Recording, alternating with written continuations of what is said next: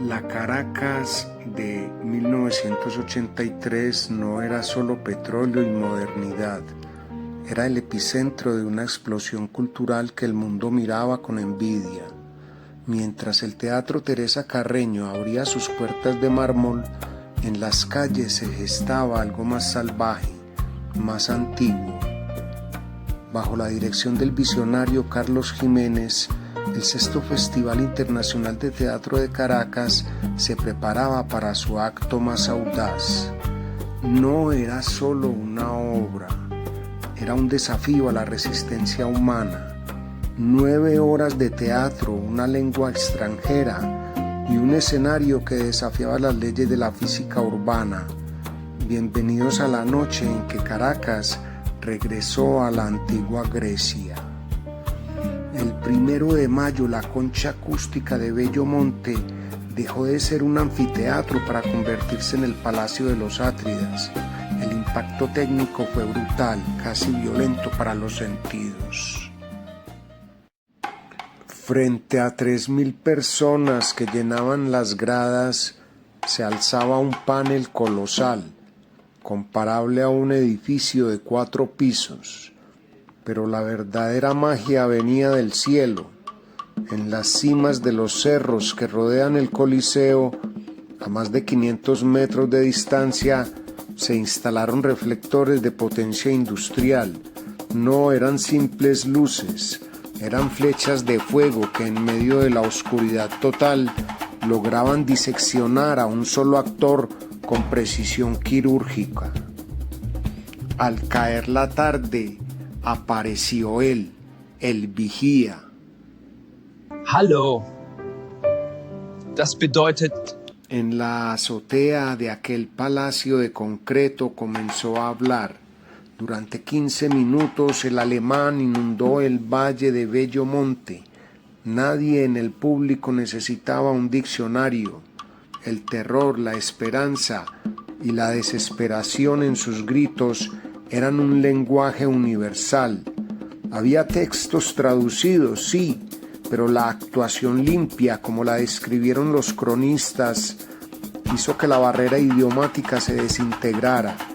El coro, las luces y las composiciones coreográficas crearon una atmósfera trágica que succionó al público hacia un torbellino de sangre y destino que duraría 9 horas.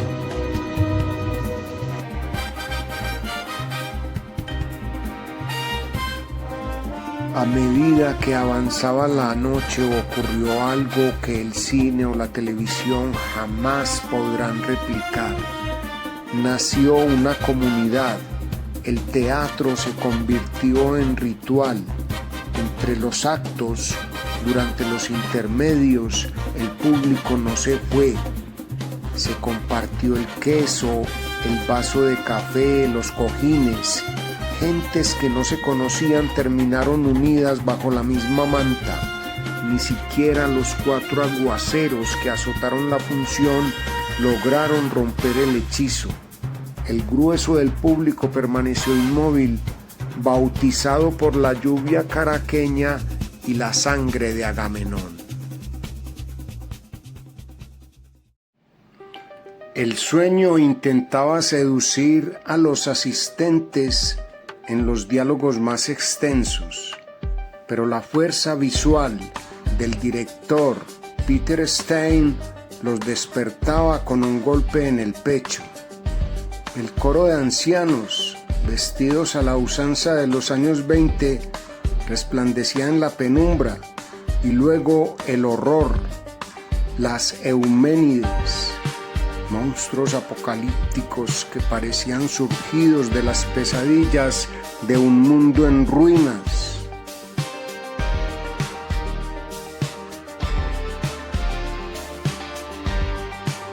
La imagen final quedó tatuada en la memoria colectiva. Los cuerpos de Agamenón y Casandra, cubiertos de una sangre roja y espesa, tendidos a los pies de una Clitemnestra implacable. Era la belleza de lo atroz.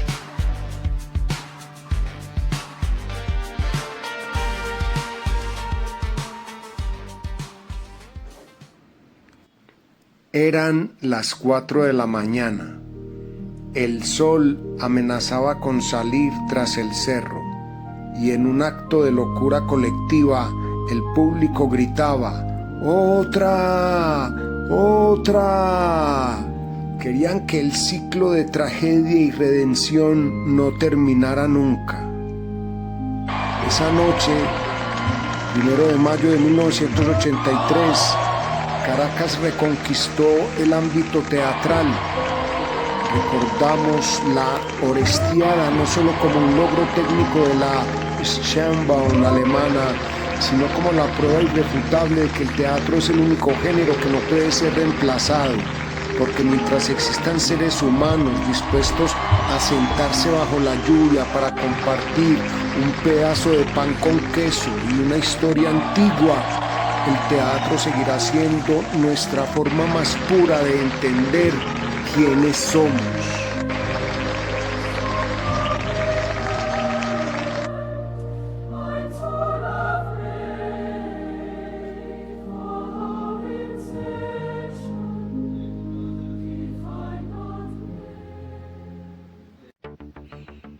Caracas, 1983. La ciudad respira un aire distinto. No es solo el humo del tráfico o el calor del valle, es la electricidad de lo posible. El sexto Festival Internacional de Teatro ha convertido a esta capital en el escenario del mundo. Pero entre todas las banderas y lenguajes que desfilan por el Teatro Teresa Carreño y el Ateneo, hay un rumor que corre como pólvora por las avenidas. Han llegado los ingleses, pero no la Inglaterra de las pelucas empolvadas y el verso rígido. Ha llegado la magia de Lindsay Kemp Company. Entramos al teatro. La oscuridad no es un vacío, es una promesa. De pronto, el silencio se rompe no con palabras, sino con una explosión visual que desafía la gravedad de la lógica. La Lindsay Kemp Company nos entrega su versión de Sueño de una noche de verano, pero olviden a Shakespeare como lo conocían. Aquí el bardo de Avon ha sido despojado de su sintaxis para ser vestido con seda, purpurina y sudor. Observen la escena. Lo que ven es un despliegue de erotismo que roza lo sagrado y lo profano. En esta pieza, lo textual es casi inexistente. ¿Para qué sirven las palabras cuando el cuerpo puede gritar el deseo en 10 idiomas distintos a la vez? Es una propuesta donde el concepto teatral, del teatro total, cobra vida. La fusión absoluta de la danza, el mimo, la música y la plástica. La escenografía no es un fondo, es un organismo vivo, alucinante, etérea, transformadora. Los vestuarios parecen arrancados de las pesadillas de un ángel o de los sueños de un demonio. Colores vibrantes que hieren la retina y envuelven al espectador en una atmósfera de irrealidad. Es el triunfo de la imagen sobre el concepto, de la sensación sobre el intelecto. Kemp sabía que estaba en Caracas para seducir. Esta obra fue concebida para el circuito de los grandes festivales, diseñada meticulosamente para gustar, para asombrar, para ser el plato fuerte de un banquete artístico internacional. Es un despliegue de imaginación que no pide permiso. Es el teatro que se mira con los poros de la piel. Muchos críticos de la época se preguntaban: ¿es esto teatro o es un sueño febril? La respuesta estaba en los ojos del público venezolano de 1983, que veían cómo los límites de la realidad se disolvían. Inglaterra no nos trajo una obra, nos trajo un espejo deformante donde el erotismo y el color eran las únicas leyes vigentes. Festival de Caracas fue el testigo de este matrimonio entre la técnica británica y el desenfreno onírico. Al final de la función, cuando las luces se encendían y el maquillaje de los actores aún brillaba bajo el sudor, quedaba claro algo fundamental. El teatro no siempre necesita hablar para decir la verdad. A veces basta con un cuerpo pintado de blanco, una luz cenital y el valor de soñar despiertos en una noche de verano caraqueña. Aquella participación de la Lindsay Kemp Company no fue solo una función, fue una herida de belleza en la memoria cultural de un país que por unos días se sintió el centro del universo creativo.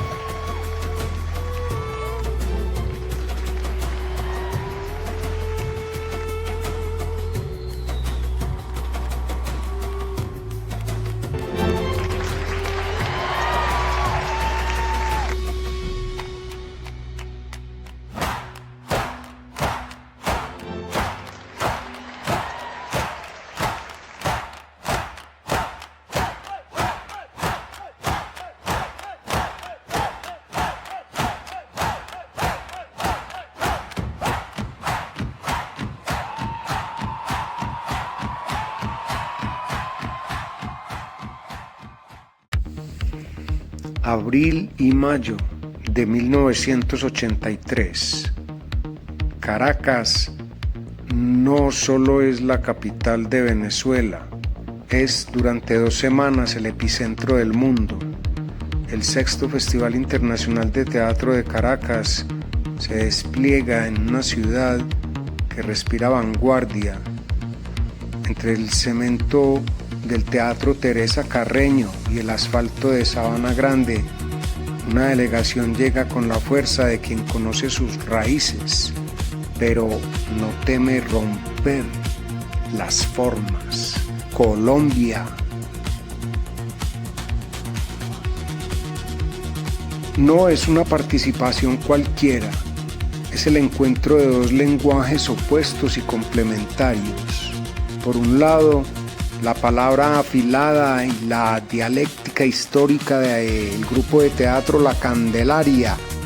Por el otro, el rito visual y la escala monumental del Teatro Taller de Colombia. 2 formas de entender la resistencia cultural en una América Latina que buscaba su propia voz.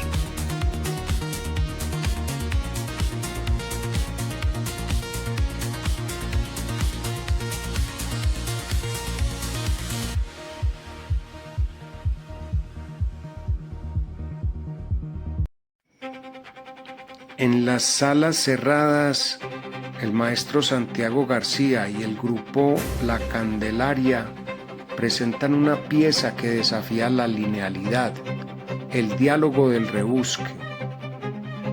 Basada en la prosa cáustica de Francisco de Quevedo, la obra es un espejo deformante.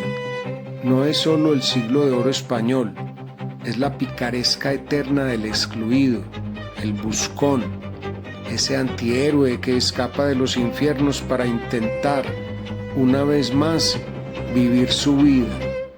Se encuentra en escena con seres que parecen arrancados de las pesadillas de El Bosco. La recepción inicial fue un choque de trenes.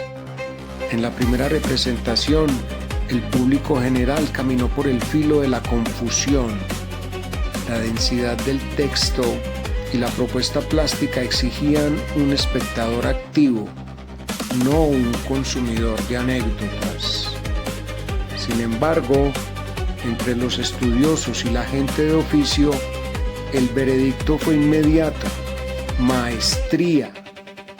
Con el pasar de las funciones, esa confusión se transformó en calor. El espectador venezolano terminó rindiéndose ante esa corte de milagros que en el fondo hablaba de la supervivencia, del rebusque diario que une a Bogotá con Caracas.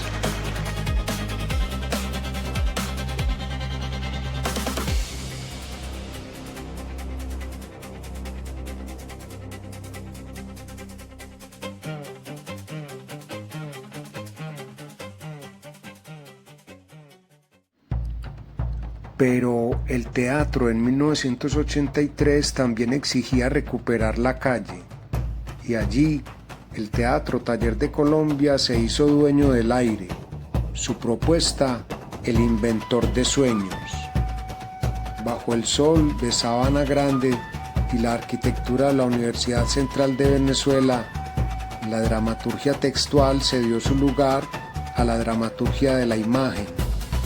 Caballeros y caballos fantásticos, alzados en estructuras de más de 2 metros de altura, irrumpieron en el espacio urbano.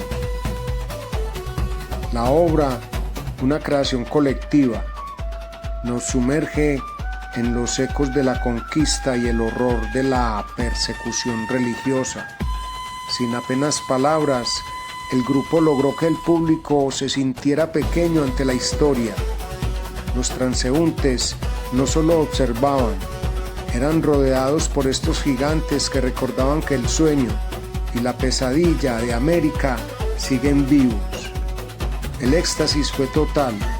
El Teatro Taller alternó este nuevo montaje con su ya legendaria La cabeza de Gorki, consolidando una presencia que convirtió el asfalto en un templo sagrado del rito colectivo. 1983 no fue solo un año de festivales, fue el año en que el teatro colombiano demostró en Caracas su madurez absoluta. La Candelaria llevó la reflexión profunda y la estética pictórica a la sala. El Teatro Taller llevó la épica y el asombro a la plaza pública. Cuando las luces se apagaron y los gigantes de madera fueron guardados, quedó una certeza: el teatro hecho en Colombia ya no pedía permiso para entrar en la historia universal.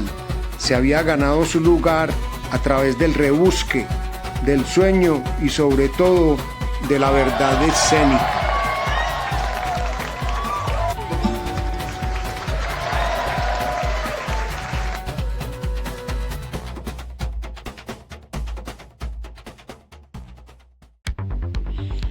Abril y mayo de 1983. Caracas no duerme. Bajo el calor del valle, el 6º Festival Internacional de Teatro levanta el telón. Entre las delegaciones que cruzan el Atlántico, una presencia genera un magnetismo particular: Cataluña. No llegan con textos clásicos bajo el brazo, sino con la irreverencia de Els Joglars. Albert Boadella y su tropa desembarcan con una propuesta que sacude la comodidad del espectador: Olympic Men Movement. El escenario se transforma en un espacio aséptico, dominado por una imponente pantalla electrónica. No hay decorados barrocos, solo dibujos y leyendas que parpadean con la frialdad de un algoritmo, dictando el ritmo de la escena.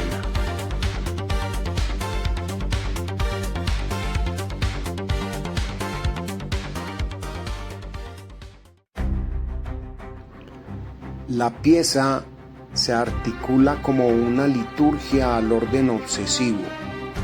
Es el culto a la fuerza, a la competencia feroz que desprecia la fragilidad del pensamiento. Sobre las tablas, los intérpretes encarnan el rechazo frontal a la figura del intelectual y del político, elevando el vigor físico como única verdad absoluta. Es una sátira mordaz contra el autoritarismo, una disección de cómo el poder se filtra a través de la estética y la victoria. Sin embargo, el juego de Els Joglars camina por el filo de la navaja. La crítica a la cultura y al arte se vuelve tan visceral que por momentos el discurso se torna ambiguo. Lo que nace como una parodia del fascismo corre el riesgo de mutar en una apología del mismo. La audiencia se debate en una confusión buscada. ¿Estamos presenciando la denuncia del orden o su celebración?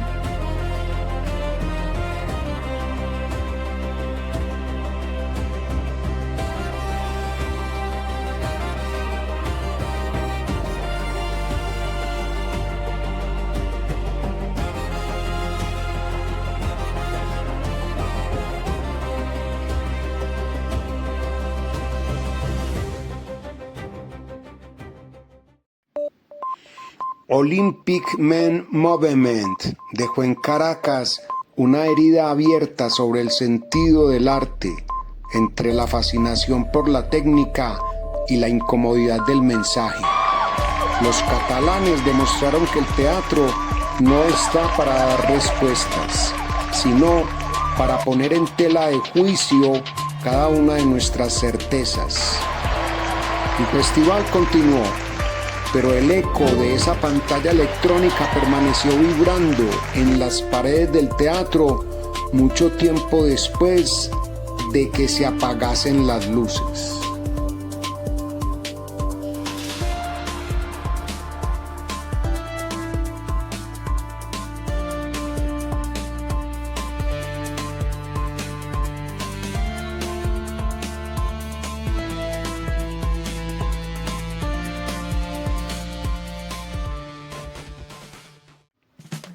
Abril de 1983. Caracas no duerme, ensaya. El Festival Internacional de Teatro ha convertido a la capital en el epicentro de la vanguardia mundial. En las calles se respira el polvo de las tablas y el perfume del asfalto, mientras la economía empieza a mostrar sus grietas tras el Viernes Negro. El teatro se erige como el último refugio de la identidad. Venezuela se prepara para confrontar su propio espejo a través de dos propuestas que definen los polos de nuestra psique creativa: el rito colectivo y la soledad del combate.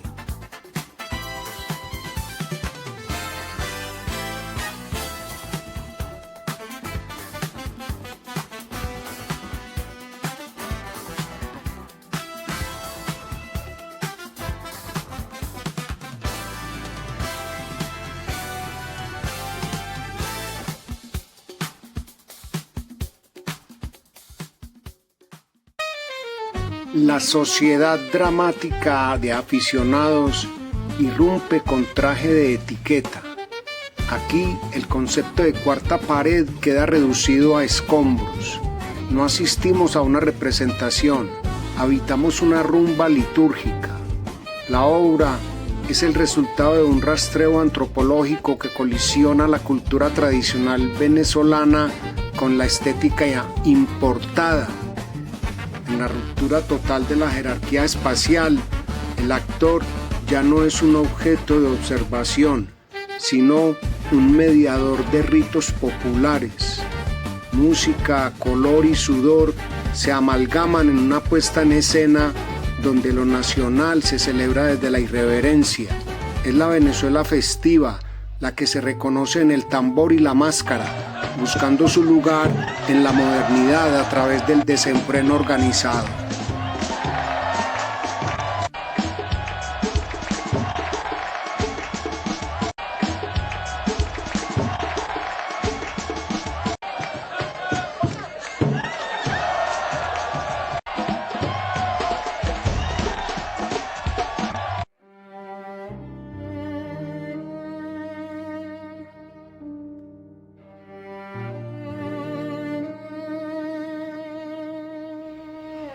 En el extremo opuesto del espectro estético, el nuevo grupo presenta Prueba de Fuego, de Hugo Alive.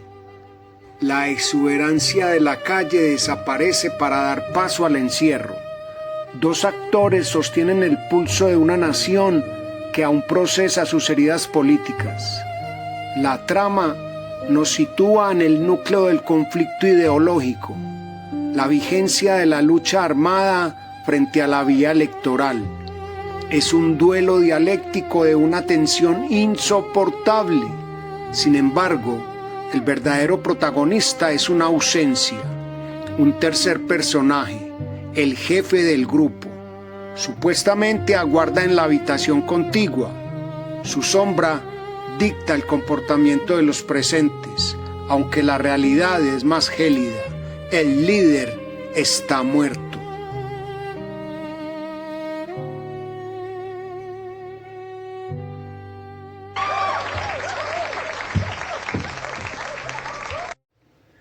El sexto Festival de Caracas en 1983 permitió este contraste necesario. Por un lado, la explosión dionisíaca de la sociedad dramática de aficionados, recuperando la calle y el rito. Por el otro, el rigor intelectual del nuevo grupo, diseccionando el fracaso y la utopía en un cuarto oscuro. Dos formas de entender el teatro, dos maneras de procesar la historia. Venezuela demostró que entre la fiesta y la tragedia, su dramaturgia poseía raíces lo suficientemente profundas como para sostener el peso de su propio futuro. El telón cayó, pero las preguntas quedaron suspendidas en el aire de Caracas, esperando ser respondidas por la generación siguiente.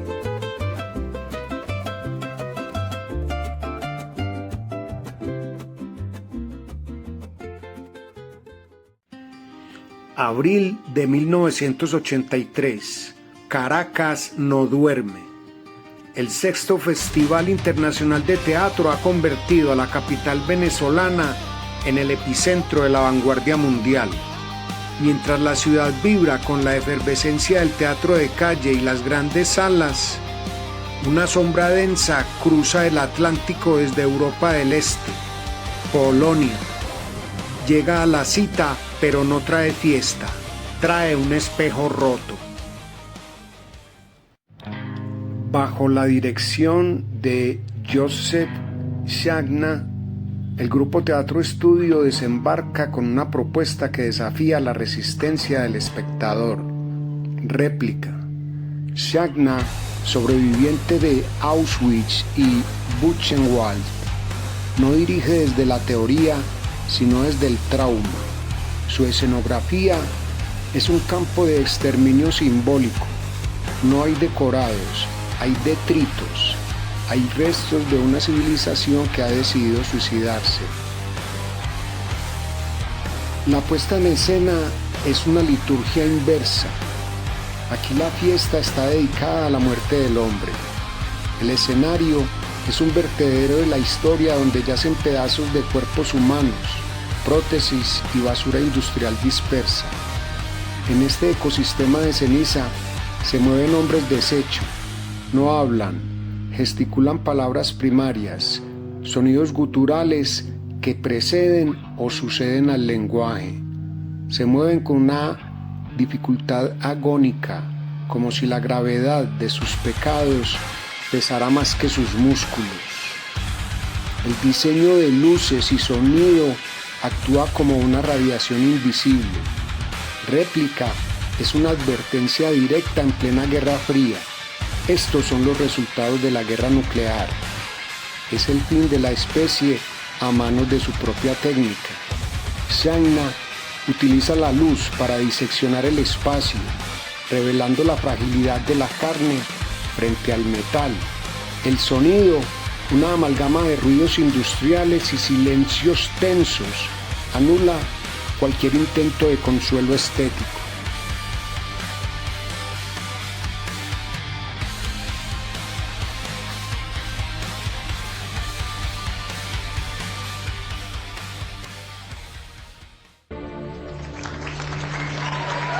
Al encenderse las luces de sala no hay aplausos fáciles. El público de Caracas, acostumbrados al color y al ritmo, se retira en un silencio pesado. Hay un malestar físico, una náusea compartida al ver el fin tan de cerca. Polonia no trajo una obra de teatro, trajo una profecía. La sensación es unánime. Hemos visto el último día de la humanidad y trágicamente nos hemos reconocido en los escombros. 1983 quedó marcado por este encuentro. La réplica de Shagna sigue resonando como el recordatorio de que el teatro, cuando es necesario, duele, porque a veces, para entender la vida, hay que sentarse a observar nuestra propia extinción.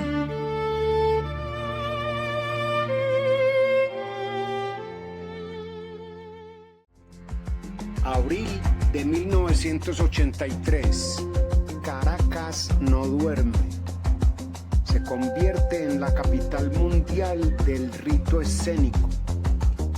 El 6º Festival Internacional de Teatro levanta el telón en una Venezuela que aún respira la opulencia del petróleo, pero que busca en las tablas una respuesta al desconcierto latinoamericano. Entre delegaciones de todo el globo, la expectativa se encuentra en un nombre que llega desde el sur, Argentina. Tras años de silencio y censura, el teatro argentino regresa al continente con una fuerza renovada, cargando la maleta con textos que diseccionan la conducta humana.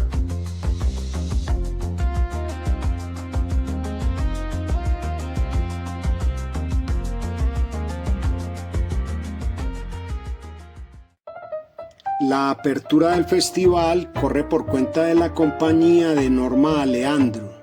La obra Katy y el hipopótamo, una de las incursiones dramáticas del peruano Mario Vargas Llosa. El montaje se aleja de la pirotecnia visual que otros grupos internacionales exhiben en el certamen. Aquí la arquitectura de la función se sostiene sobre un cimiento absoluto, la palabra. Para los teóricos del momento, la propuesta resulta un desafío. Es un teatro de cámara o, como algunos críticos prefieren llamarlo despectivamente, teatro de visita. La puesta en escena deposita su confianza total en la capacidad de Aleandro para encarnar la insatisfacción. Sin embargo, este rigor textual genera una fractura en la recepción. Mientras el público queda hechizado por la técnica actoral, los especialistas, sedientos de experimentación física y vanguardia rupturista, miran con recelo lo que consideran una propuesta demasiado literaria. Pero reducir Katy y el hipopótamo a un simple ejercicio de dicción sería ignorar su carga explosiva. La obra funciona como un bisturí que opera en dos frentes. Por un lado, retrata a esa burguesía de apariencia, instalada en una comodidad infeliz y un vacío existencial crónico. Por el otro, lanza un dardo envenenado a la intelectualidad de izquierda de la época.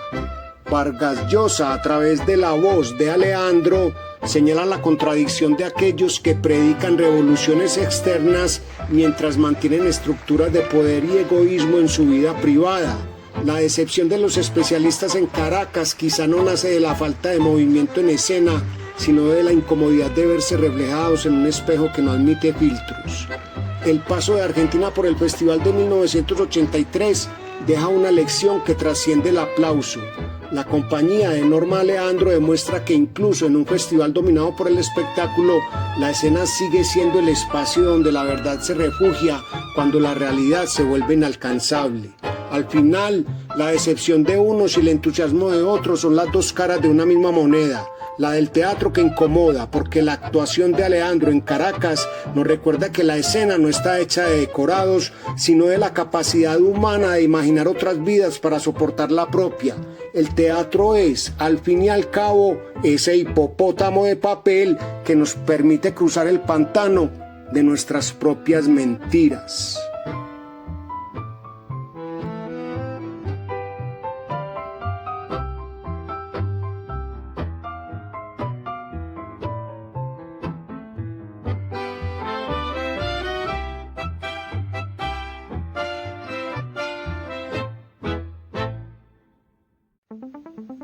Caracas, 1983.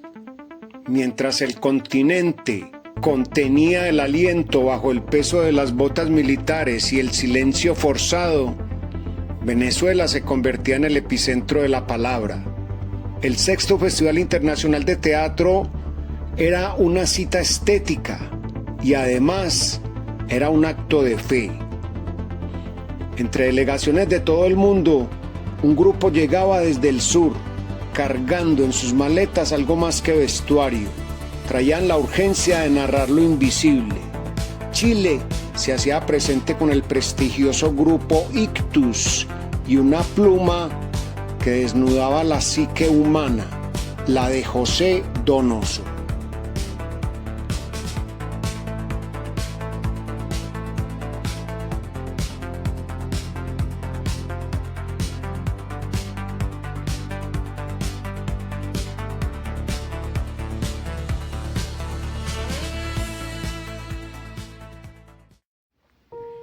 La obra Sueños de mala muerte. En ella, Donoso abandona la opulencia de sus grandes novelas para encerrarnos en la atmósfera asfixiante de una pensión santiaguina. No es una elección azarosa. Bajo la dirección colectiva de Ictus, el escenario se transforma en un microcosmos de la sociedad chilena de la época. Lo que Caracas vio fue una puesta en escena de una agilidad asombrosa. Los elementos escenográficos, variables y fluidos se movían al ritmo de los delirios de sus personajes. La propiedad y la muerte, esos dos grandes fantasmas donosianos, rondaban cada rincón de la pensión.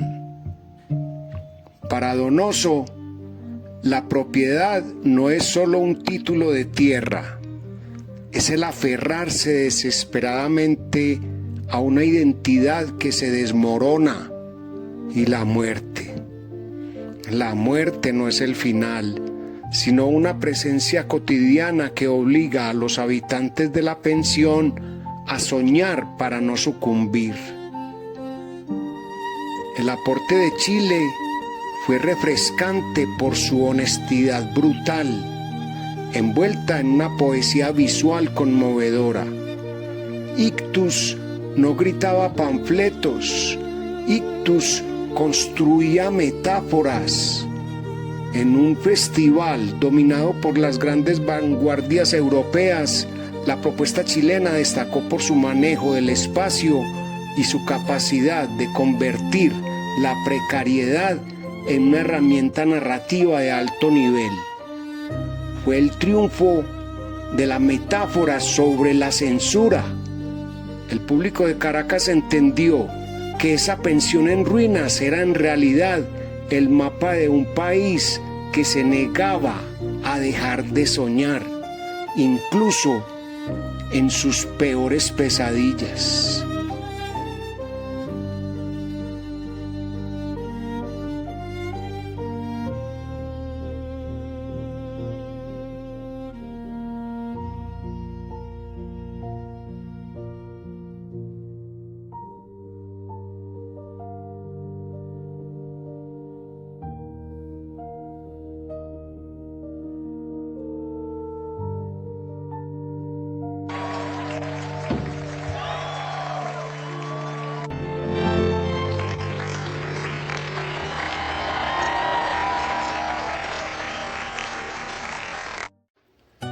A décadas de aquel encuentro, el eco de Sueños de mala muerte sigue resonando.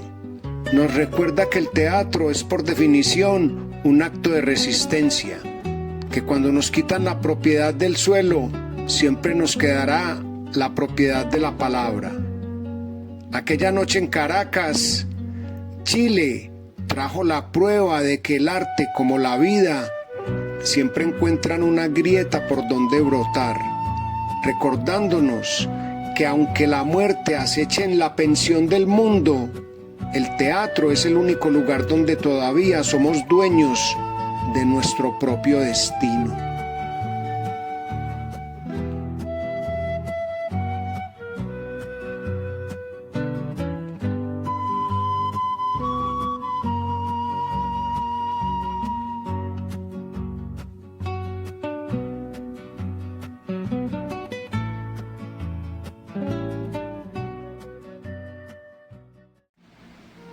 Caracas, abril de 1983. Las salas del Sexto Festival Internacional de Teatro de Venezuela se convierten en un refugio de la vanguardia y el pensamiento crítico de un continente que aún sangra. Entre delegaciones de todo el mundo, las miradas se posan con una mezcla de expectación y urgencia sobre el contingente que viaja desde el Cono Sur. Uruguay se presenta en la cita caraqueña con un texto que es, en sí mismo, una declaración de guerra contra el silencio impuesto.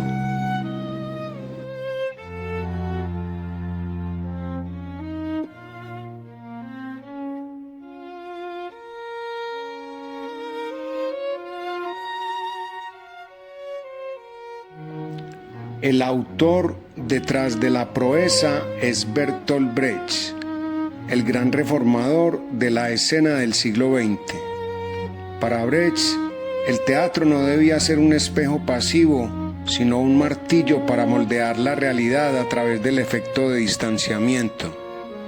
El montaje que llega a Caracas es Vida de Galileo, una pieza fundamental escrita en el exilio, donde el genio alemán disecciona la responsabilidad moral del intelectual frente al poder absoluto. Al presentar la encrucijada del astrónomo florentino, Brecht reconstruye la historia, expone la encarnizada batalla entre el oscurantismo dogmático y la luz irrenunciable de la razón humana. La relevancia de esta puesta en escena radica en su origen. Este específico montaje significó el ansiado y complejo retorno de las ideas de Bertolt Brecht a las tablas uruguayas, un hito histórico alcanzado gracias a la valentía del Teatro del Notariado de Montevideo, fundado como un espacio de rigurosa resistencia cultural. Este grupo asume el inmenso desafío de burlar la mirada de la censura en su propio país, traer a Galileo Galilei desde las orillas del Río de la Plata hasta el Festival de Caracas es la prueba de que el teatro independiente seguía vivo, respirando bajo las grietas de la opresión.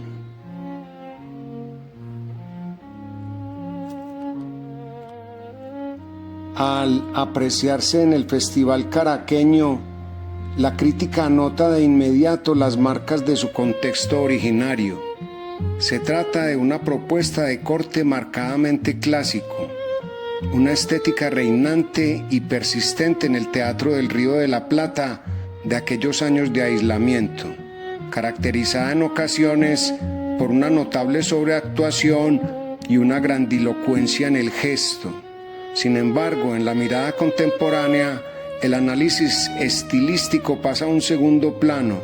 Lo verdaderamente trascendental es el triunfo político y civil, el hecho insoslayable de que una obra que proclama la victoria de la ciencia y el libre pensamiento sobre el autoritarismo haya logrado finalmente ser montada y defendida por creadores uruguayos.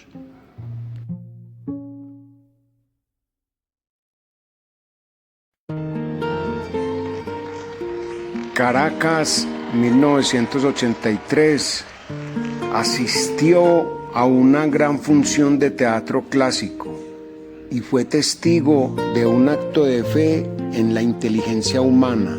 Cuando el Galileo del Teatro del Notariado miraba al cielo a través de su lente en el escenario venezolano, los espectadores comprendían que la verdad no puede ser confinada eternamente por ningún decreto, porque las dictaduras pasan, los dogmas se agrietan, pero la búsqueda incansable de la razón permanece siempre encendida, esperando el momento justo para volver a iluminar la oscuridad.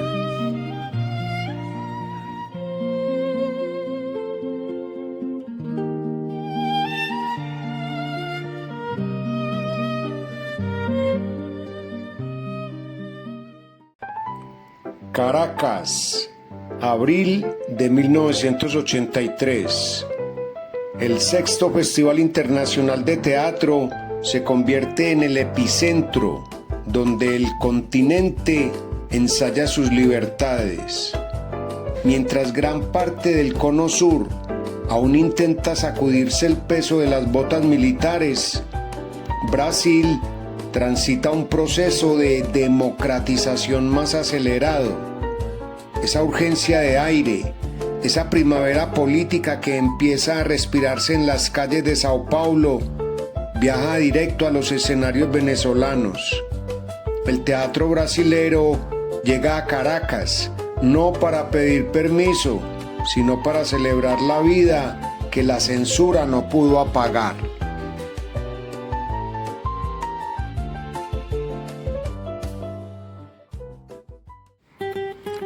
Desde el corazón de Sao Paulo, el Teatro do Ornitorrinco asume el desafío. Su propuesta estriba en revisitar a los clásicos desde la irreverencia.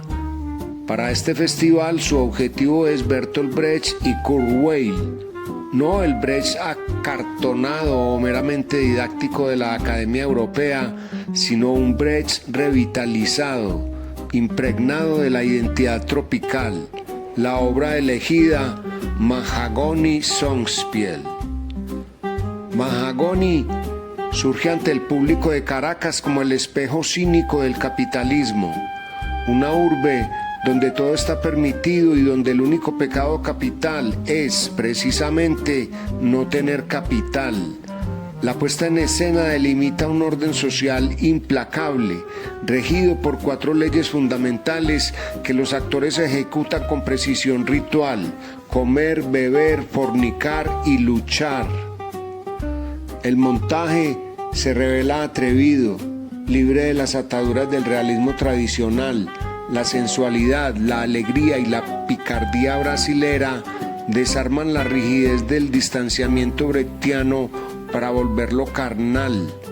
La instrumentación, batería, piano y flauta dicta el pulso para que 2 hermosas prostitutas y un séquito de mafiosos devuelvan la vigencia a la partitura original. Hay una urgencia festiva en cada acorde, una complicidad con el espectador que transforma la crítica social en una celebración dionisíaca.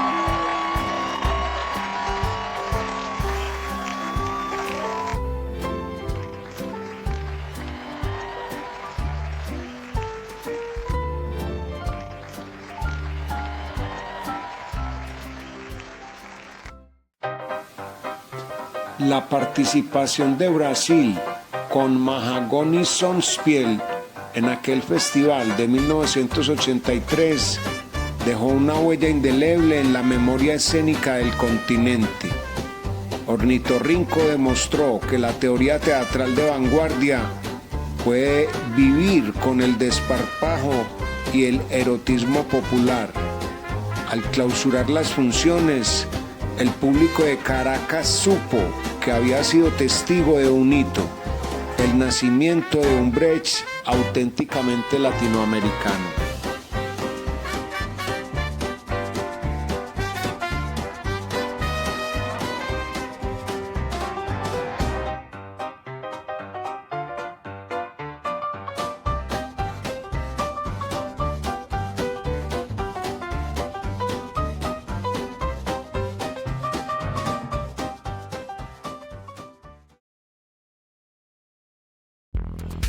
Abril de 1983.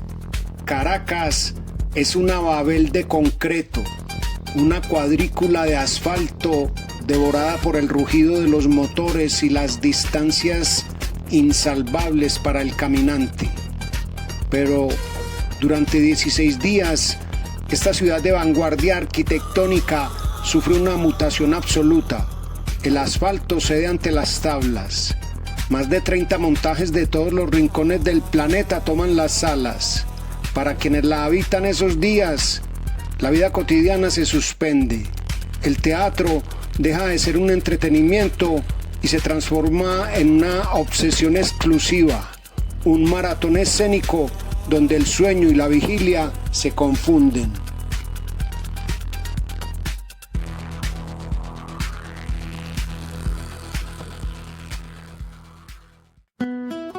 Entre las delegaciones dispuestas a conquistar la capital venezolana se encuentra el grupo Abarraca, de Portugal. Traen consigo la obra Fernando Mientes. El escenario nos traslada a la era de los grandes descubrimientos ibéricos. Es la historia de Fernando Méndez Pinto, un aventurero de los mares del siglo XVI que persigue rutas comerciales y riquezas. Media hora después de iniciada la función, el dispositivo escénico funciona a la perfección. El barco de Méndez Pinto naufraga en tierras hostiles. Feroces cocodrilos acechan a los marineros. Aparecen pescadores locales, pero el rescate tiene un precio amargo, la esclavitud. La tensión dramática está en su punto más alto. En ese instante de máxima ficción, la biología interrumpe el libreto.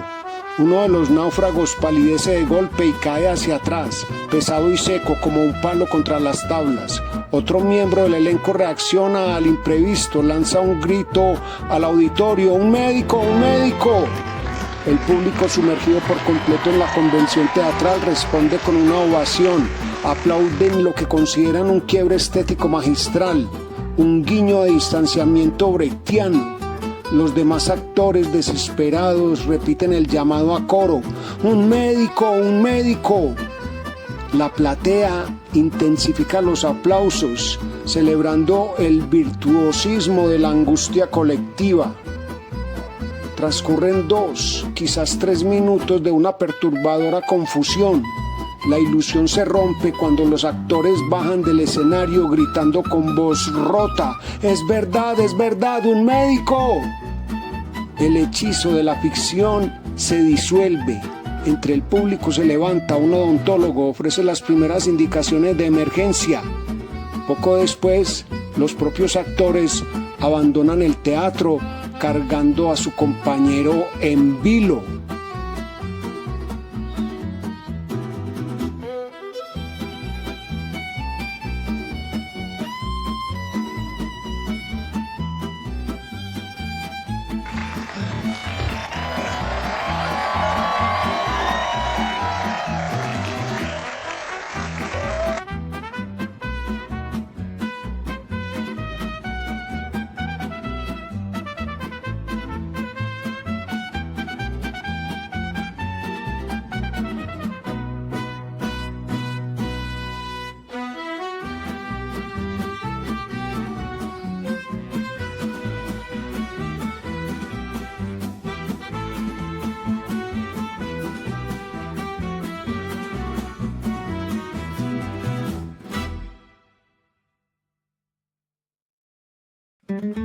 Afortunadamente, el incidente no pasa a mayores.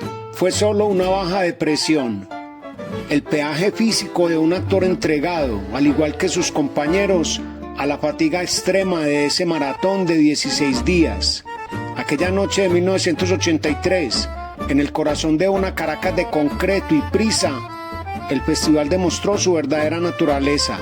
El desmayo real fue confundido con arte y el grito de auxilio con literatura. Nos queda el recordatorio de que cuando el teatro es honesto, la frontera entre lo que se vive y lo que se representa se vuelve tan delgada que la vida misma termina por convertirse en el acto más dramático de todos.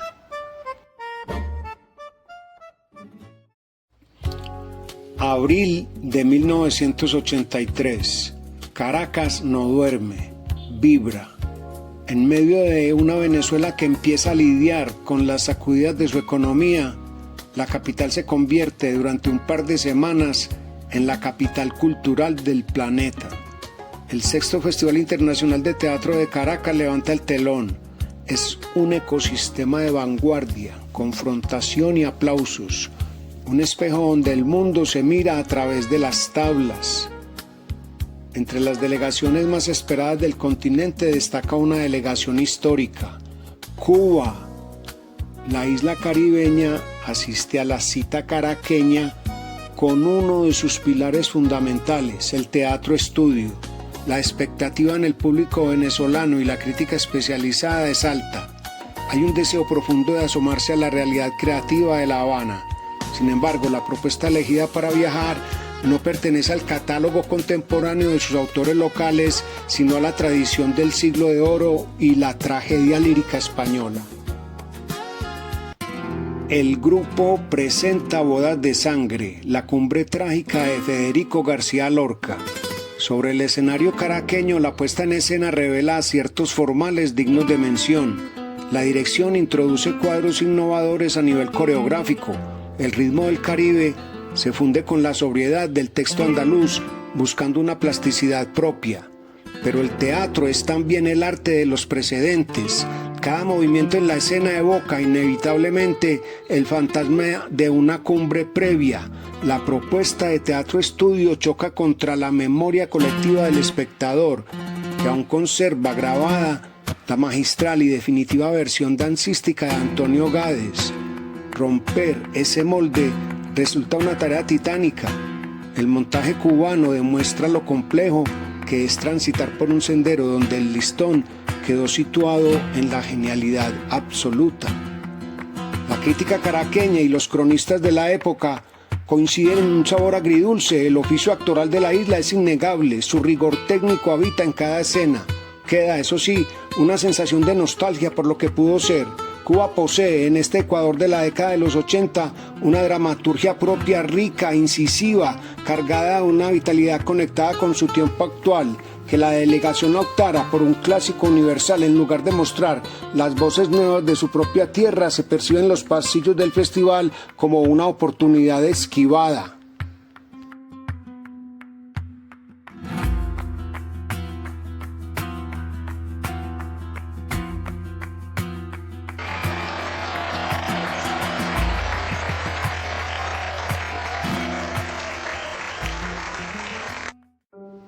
El festival de 1983 cerró sus puertas dejando preguntas flotando en el aire del teatro latinoamericano.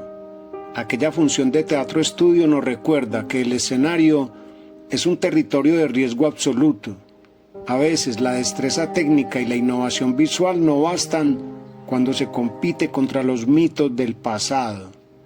El teatro perdura cuando arriesga su propia voz, recordándonos que el valor de un arte nacional reside en la urgencia de contar sus propias historias.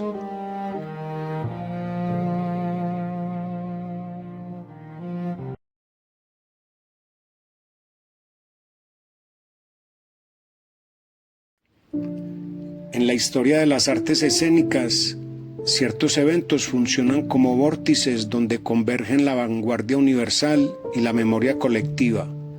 Caracas, entre abril y mayo de 1983, se convirtió exactamente en eso. Mientras la ciudad celebraba el bicentenario del nacimiento de Simón Bolívar, el sexto Festival Internacional de Teatro transformaba sus salas y calles en un laboratorio de experimentación sin precedentes. Por los escenarios del Ateneo de Caracas, el recién inaugurado Teatro Teresa Carreño y el Teatro Nacional desfilaban estéticas rupturistas que desafiaban las convenciones occidentales. Entre la densidad conceptual de las delegaciones internacionales y la carga política de la época, una propuesta procedente de la entonces Yugoslavia logró sacudir los cimientos de la solemnidad teatral. No lo hizo a través del drama hiperrealista, sino mediante una de las formas más antiguas y a la vez más reinterpretadas del arte escénico, el teatro de objetos y títeres. Caracas, 1983.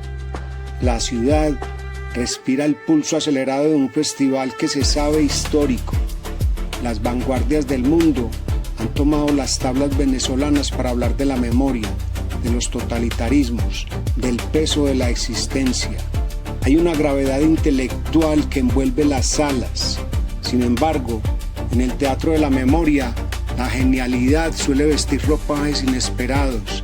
Desde una Yugoslavia que ya intuía sus propias tensiones, llega una propuesta que decide desvestir al mito más sagrado de la dramaturgia isabelina.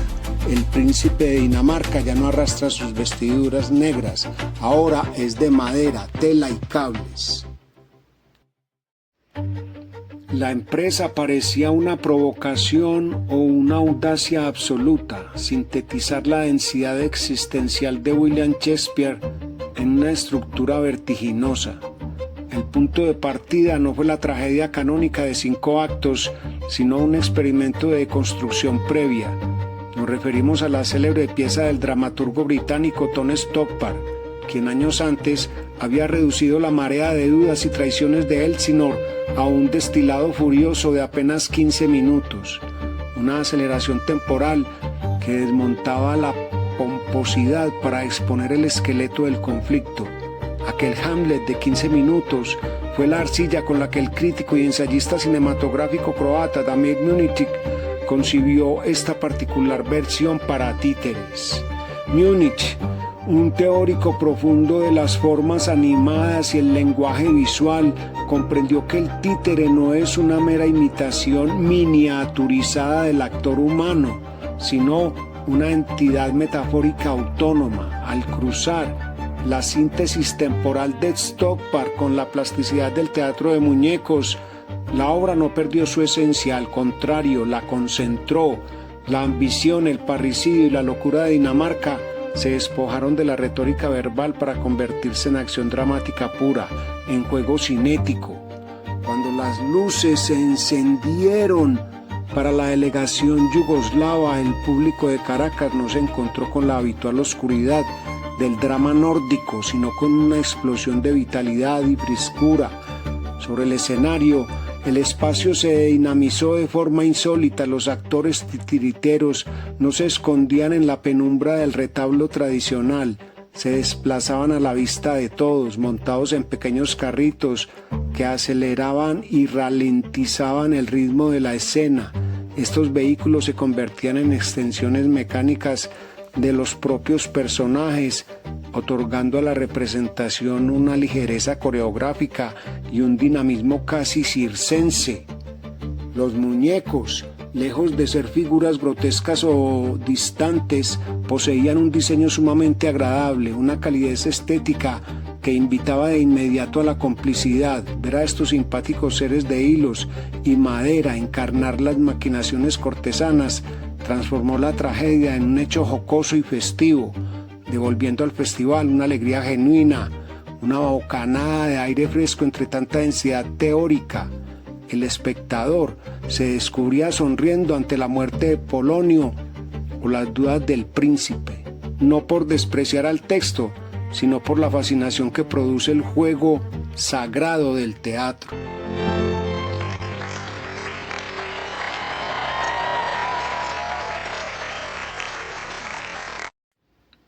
Aquel Hamlet yugoslavo dictó una lección fundamental en los escenarios de Caracas. Los clásicos no son monumentos de mármol intocables, sino organismos vivos que exigen ser habitados desde el presente. Modificar la estructura, reducir el tiempo a la esencia y delegar la carga existencial en la ligereza de un muñeco sobre ruedas no evaluó la obra de Shakespeare. Al contrario, demostró que la verdadera fidelidad a un clásico reside en la capacidad de traicionar su forma externa para rescatar su espíritu lúdico y universal. Cuando el festival cerró sus puertas y las delegaciones regresaron a sus latitudes, quedó flotando en el ambiente de Caracas una certeza silenciosa. Aquellos pequeños carritos yugoslavos con sus agradables muñecos desafiando la gravedad del drama nos recordaron que el teatro en su núcleo más puro sigue siendo el arte de la transformación, que las grandes preguntas del ser humano pueden resonar con la misma fuerza en la voz de un gran trágico que en el tintineo de una marioneta de cables, recordándonos que al final del día todos somos apenas figuras movidas por los hilos invisibles del tiempo.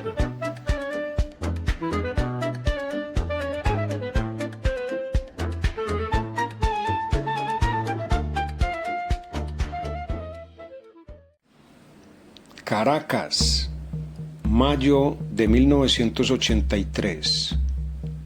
Un rostro cubierto de blanco absoluto, líneas rojas y azules que dibujan la ira, el dolor o la divinidad. Sobre el escenario, el tiempo no transcurre como en Occidente. Aquí se suspende en un gesto eterno. Bienvenidos a la frontera donde el ritual se convierte en carne y la historia en movimiento. Esto es el kabuki.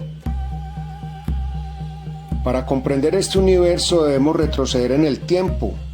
El teatro kabuki nació en el siglo XV, desprendiéndose del teatro tradicional japonés para reclamar su propio espacio. Desde sus orígenes se convirtió en un espejo de contrastes. La estética del kabuki se reconoce de inmediato por sus vistosos trajes de colores vibrantes y sofisticados arreglos de pelo que denotan el estatus de cada personaje. Sin embargo, su evolución quedó marcada por la normativa social. Por cuestiones morales de la época, las mujeres tienen prohibido actuar en el kabuki. Esta restricción dio origen a una de sus figuras más fascinantes, los onnagata. Los hombres que desempeñan los papeles femeninos no son meros sustitutos, son en realidad los actores principales de este género. Su técnica requiere una estilización tan perfecta que no busca imitar a la mujer, sino destilar la esencia misma de la feminidad sobre las tablas. Cada elemento en escena responde a un código estricto, de acuerdo con la categoría o posición del personaje. Los actores lucen complejas pinturas faciales, el kumadori, donde cada color revela la naturaleza psicológica del rol. Y en medio de este despliegue, el espectador atento descubrirá a los kurogo o koken, servidores de escena vestidos enteramente de negro, que dando la espalda al público y moviéndose con un sigilo casi fantasmal, arreglan los vestidos o recogen los elementos utilizados por los intérpretes. Para el ojo convencional son invisibles, para el teatro son el engranaje que sostiene la magia. Tanto los gestos como los efectos escenográficos son marcadamente estilizados, dotando a este género de características realistas únicas dentro de su propia convención. Para el espectador occidental, este espectáculo posee un atractivo magnético, nacido de la inmensa riqueza gestual y el choque cultural frente a una tradición dramática de este lado del mundo.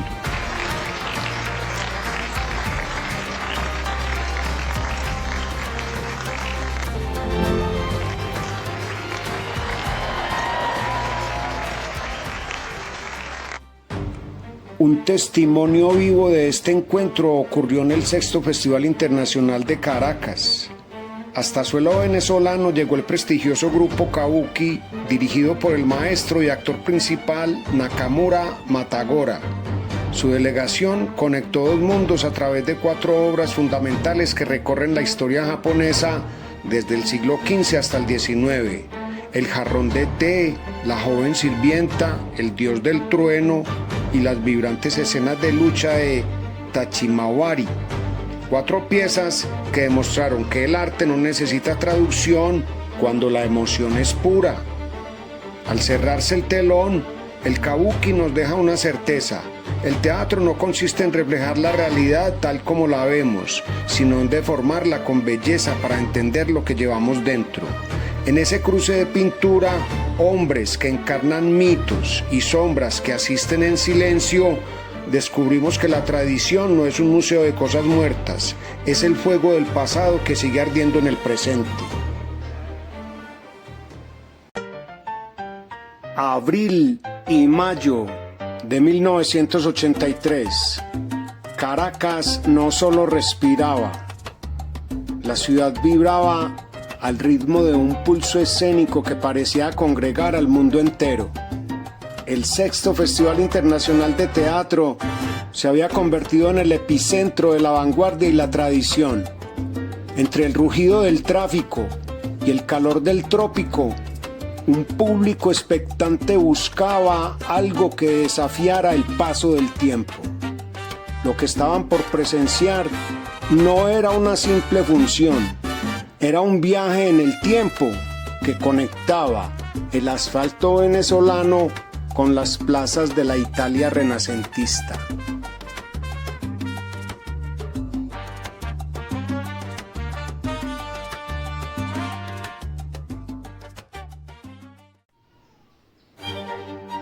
La delegación italiana traía consigo una joya de la corona europea, el Piccolo Teatro di Milano.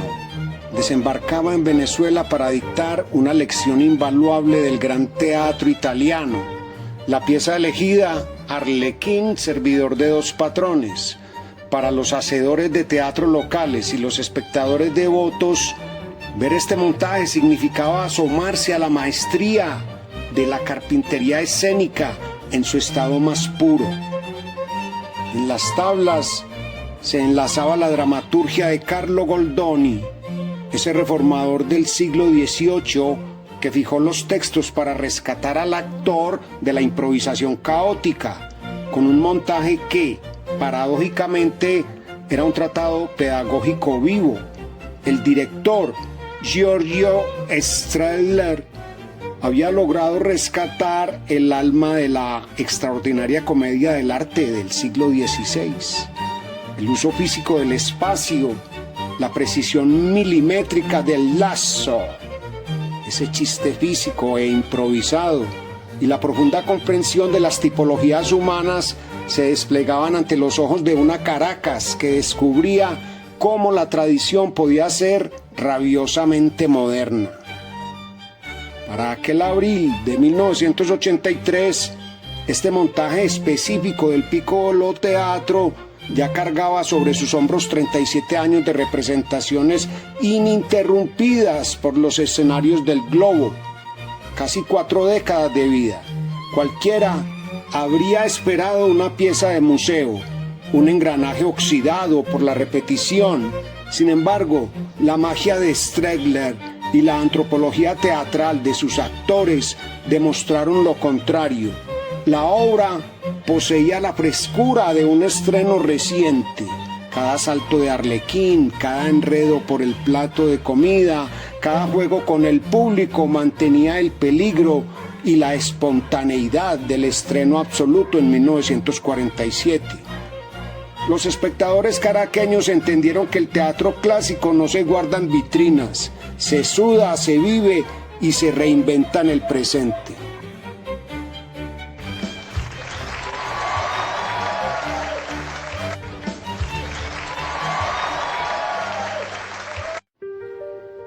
El festival de 1983 terminó, las luces se apagaron y el Piccolo Teatro regresó a Milano, dejando una huella imborrable en el hacer escénico latinoamericano.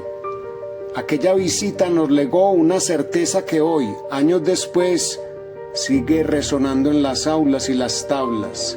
La técnica no es una cárcel para el espíritu, sino el vehículo que le permite volar con precisión. Cuando el pasado se aborda con rigor didáctico y pasión visceral, el tiempo se dobla sobre sí mismo.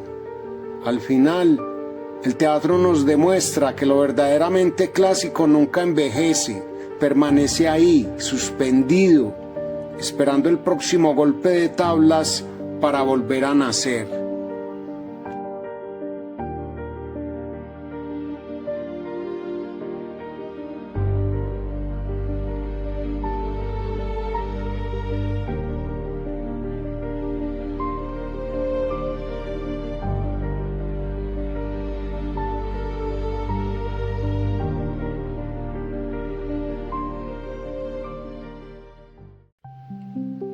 Caracas, abril y mayo de 1983. El Teatro del Mundo se cita en una ciudad que parece devorarlo todo. Un grupo alemán llega en un avión fletado. Los italianos desembarcan tras cruzar el Atlántico en un buque cargado de escenografías y utopías. El escenario es un hervidero. Sin embargo, Cuando las luces de los reflectores se apagan y los aplausos se disipan, queda el verdadero esqueleto del teatro: la palabra, la crisis, el pensamiento. Más allá del aplauso fácil, este festival se negó a ser un simple aparador de fuegos artificiales. Quiso ser escuela, trinchera y espejo. El CELCIT lo entendió desde el principio. El teatro no puede quedarse solo en el fenómeno efímero de la representación. Por eso, en los márgenes de los escenarios, se convocó a un cónclave inédito. El Foro de Literatura y Teatro se convierte en un ring conceptual. De un lado, las plumas de la narrativa latinoamericana: José Donoso, Manuel Puig, Mario Vargas Llosa y Luis Brito García. Del otro, los arquitectos de la escena viva: Emilio Carballido, Vicente Leñero, Carlos José Reyes, Carlos Gorostiza y Santiago García.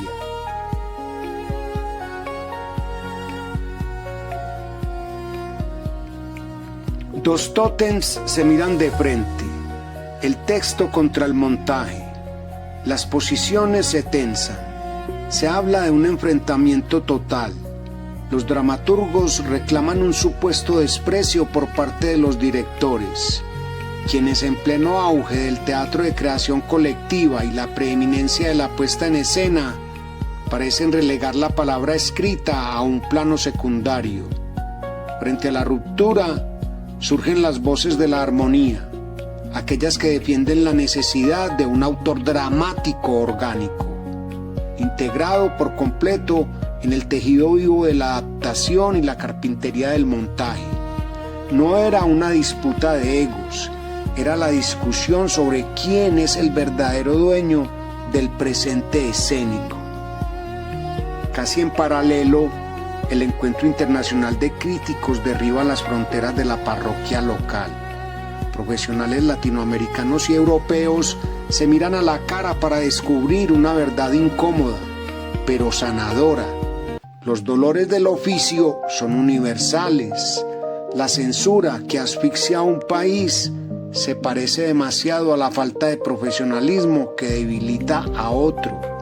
La dispersión del trabajo es un mal endémico. La respuesta a este bloque no es el lamento, sino la organización.